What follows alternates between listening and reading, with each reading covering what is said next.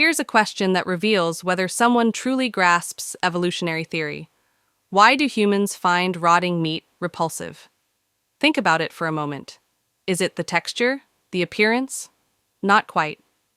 Decomposing flesh contains dangerous pathogens and toxins that could kill us. Our ancestors who felt drawn to spoiled meat likely died from food poisoning before reproducing. Those who found it disgusting survived to pass along their genes. We inherited that disgust response.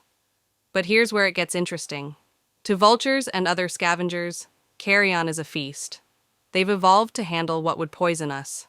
The same substance triggers opposite reactions in different species. This simple example hints at something profound about how evolution actually works. The misconception, 030 to 200. Ask most people what natural selection favors, and they'll tell you it's about the strongest individual surviving. The fittest organism, they might say, the one best adapted to its environment. This seems logical. After all, individuals with advantageous traits live longer and produce more offspring, right? So evolution must be selecting for the survival of individual organisms. But if evolution truly favors individual survival above all else, how do we explain these puzzling behaviors? Consider honeybees defending their hive. A worker bee will drive its barbed stinger into a threat, knowing this action will tear out its abdomen and kill it. That's suicide for the sake of the colony. Look at naked mole rats.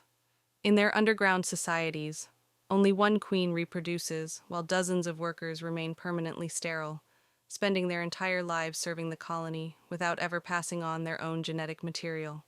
Watch dolphins in the ocean. They'll support sick or injured pod members at the surface so they can breathe, even when this puts the helpers at risk from predators. Observe meerkats standing sentry duty. The lookout exposes itself on high ground, calling out warnings when eagles approach, making itself the most visible target. If natural selection rewards individual survival, why would evolution produce such self-sacrificing behaviors? Why would animals throw away their own chance to reproduce? The species selection hypothesis, 2 to 230. Perhaps some suggest evolution operates at the level of species rather than individuals. It's for the good of the species, goes this reasoning. These behaviors help the group survive, so they evolved for the benefit of the population as a whole. This group selection theory was quite popular for many decades, but there's a fundamental problem with this explanation. Natural selection requires specific conditions to function. You need entities that can replicate themselves repeatedly. You need variation among those copies.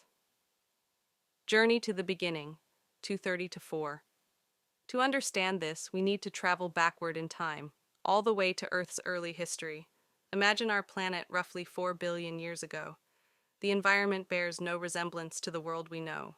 There's no life yet, no complex structures, no biology.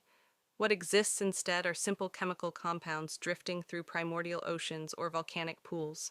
These might be amino acids, simple sugars, or other basic organic molecules. For our purposes, let's visualize them as elementary particles floating in solution. The composition of these early chemicals remains debated among scientists. Were they iron-sulfur complexes near hydrothermal vents, organic molecules in warm ponds? We can't be certain. Much of this period remains mysterious, so understand that what follows represents our best theoretical reconstruction. Occasionally, these simple compounds encounter energy sources. Perhaps lightning strikes nearby water. Maybe they drift near a hydrothermal vent's heat. This energy allows them to interact and bond with each other.